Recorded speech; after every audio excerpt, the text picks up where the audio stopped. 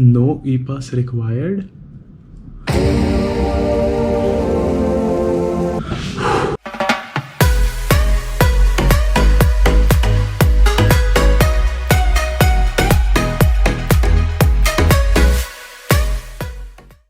Hey everyone, it's Kushagar, the foodie driver. Welcome back to my channel. तो unlock 2.0 आ चुका है and ज़्यादा कुछ चेंजेस नहीं हुए. स्कूल्स अभी भी बंद है, जिम्स अभी भी बंद हैं, सिनेमा हॉल्स अभी भी बंद हैं एंड काफ़ी सारी रिस्ट्रिक्शंस जैसे कि मेट्रो, पब्लिक ट्रांसपोर्ट से रिलेटेड अभी भी लागू हैं.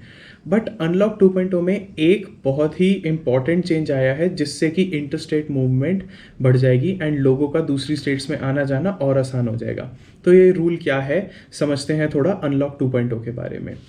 अब इस रूल में क्या है कि अनलॉक 1 जो कि 1 जून से 30 जून तक था, उसमें क्या था कि इंटरस्टेट बॉर्डर्स खुल चुके थे. लेकिन अगर किसी स्टेट को लगता था कि उस स्टेट में कोविड के केसेस ज़्यादा बढ़ रहे हैं तो स्टेट के पास पावर थी कि वो अपने बॉर्डर सील कर सके.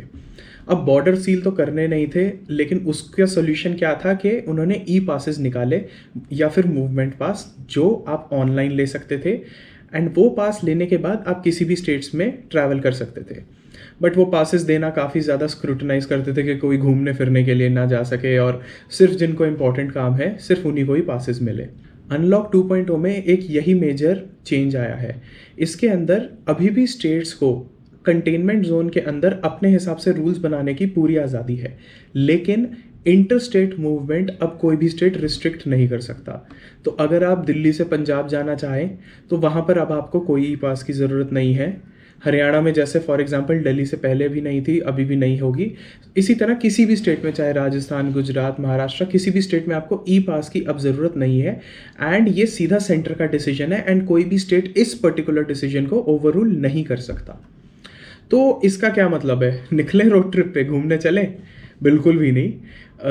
सिर्फ ई पास के रूल्स चेंज हुए हैं. अभी भी सेंट्रल गवर्नमेंट स्टेट गवर्नमेंट को पूरी पावर देती है इंटरनल अपने एरियाज़ को कोविड के लिए कैसे टैकल करना है उस चीज़ के लॉज बनाने के लिए. इसका क्या मतलब है ये समझना बहुत ज़रूरी है.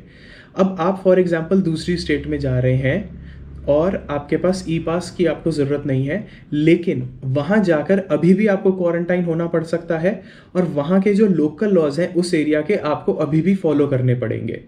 तो गवर्नमेंट ने इंटरस्टेट मूवमेंट आसान करी है, लेकिन इसका ये मतलब नहीं है कि आप कहीं भी जाओ, कुछ भी करो एंड प्रॉपर आपको फुल फ्रीडम मिल गई है. ऐसा कुछ भी नहीं है.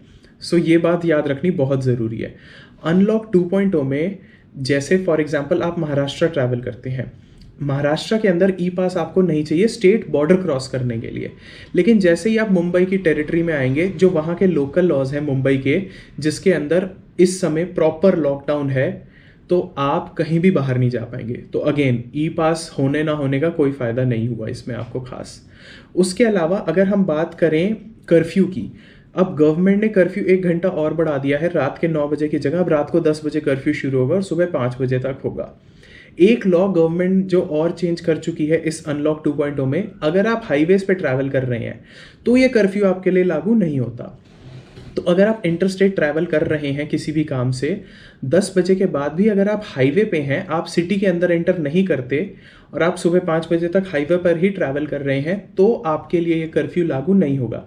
नेशनल हाईवेज पे कर्फ्यू या फिर स्टेट हाईवेज पे ये कर्फ्यू बिल्कुल भी लागू नहीं है. अब ये गवर्नमेंट ने जो करा है इनिशिएटिव, ये और ज़्यादा लोगों की movement with regard to businesses को ध्यान में रखते हुए करा है. ये बात आप भी ध्यान में रखिए कि इसका ये मतलब नहीं है कि अनलॉक 2.0 में आप घूमने निकल जाएं या कोई भी वो नहीं है तो भैया अपना कुछ भी करें, ऐसा बिल्कुल भी नहीं है.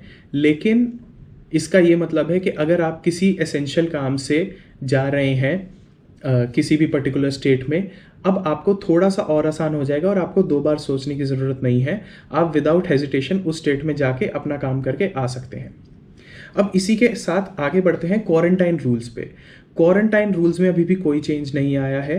फॉर एग्जांपल अगर आप कर्नाटका जाते हैं, आपको क्वारंटाइन मैंडेटरी है, चाहे वो होम क्वारंटाइन हो, इंस्टीट्यूशनल क्वारंटाइन हो. उसके अलावा आप अगर महाराष्ट्र से आते हैं किसी और स्टेट में, फॉर एग्जांपल मुंबई से आप दिल्ली आते हैं, तो दिल्ली में 7 डेज़ का क्वारंटाइन आपको कंपलसरी अभी भी है. तो ये सारी क्वारंटाइन की जो है कोई भी लॉ चेंज नहीं हुआ है. अब इससे क्या फ़र्क पड़ता है क्वारंटाइन का लॉ चेंज नहीं हुआ, ई पास का लॉ चेंज हो गया है, तो अब इससे तो फिर सेम की सेम बात हुई। अनलॉक 2.0 का क्या फ़ायदा हुआ?